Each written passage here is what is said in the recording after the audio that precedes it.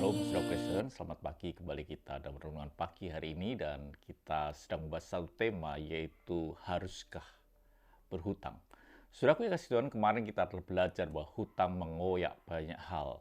Mengoyak kasih itu bisa terjadi dalam hutang karena hutang itu bisa terjadi.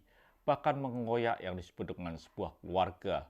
Perceraian bisa terjadi karena memiliki hutang. Saudaraku yang kasih Tuhan, kita akan melihat lagi, tapi sebelumnya kita baca ayatnya di dalam Roma 13 ayat yang ke-8.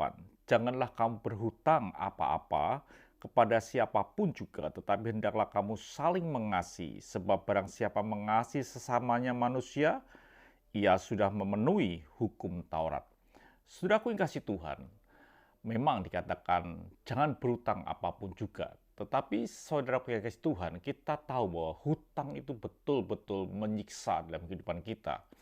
Banyak orang tidak kehilangan sukacita, mengoyak kebahagiaan ketika kita memiliki hutang. Saudaraku yang kasih Tuhan, kita akan baca satu ayat yang mengatakan bahwa hutang itu bisa membuat kita betul-betul mengalami kebangkrutan. Dikatakan dalam Matius 5 ayat yang ke-26.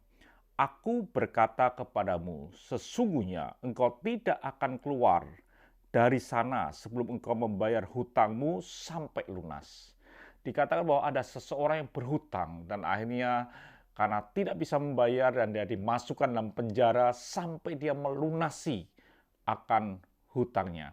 Saudara kasih Tuhan, ini membuktikan bahwa dia tidak memiliki hutang yang kecil saja. Dia memiliki hutang yang begitu besar sampai tidak ada satupun yang bisa dijual. Banyak orang mengalami hutang dalam hidupnya sampai menjual rumahnya dan lain sebagainya. Dan orang ini bahkan tidak ada lagi yang dijual untuk membayar hutang. Bahkan dikatakan bahwa dia harus melunasi di dalam penjara. Satu kehidupan yang betul-betul naas atau kehidupan yang betul-betul kondisi yang kurang mengenakkan. Hidupnya mengalami itu. Kenapa dia punya hutang? Pasti hutang itu dia diawali dari yang kecil. Ketika dia punya hutang yang kecil dan tidak bisa melunasi, karena dia tidak punya uang, dia mencoba meminjam kepada orang lain dan dia untuk membayar hutang. Apa yang terjadi ketika orang itu tidak bisa melunasi hutang dan untuk membayar seseorang yang berhutang pada dia, dia harus berhutang pada yang lain. Ini yang terjadi adalah gali lubang, tutup lubang. Apa yang terjadi?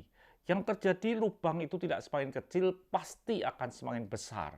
Karena apa? Ketika dia harus membayar hutang, dia juga harus memenuhi kebutuhan dia. Dan apa yang terjadi? Lubang hutang itu semakin besar.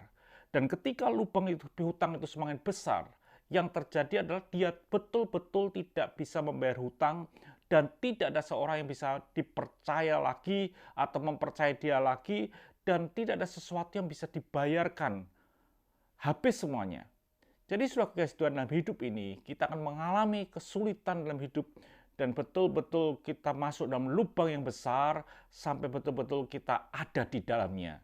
Ketika kita ini tidak bisa melunasi hutang, betapa ngerinya ketika orang terlilit hutang dalam kehidupan ini. Biarlah kita hidup tanpa hutang. Tuhan memberkati. Mari kita berdoa.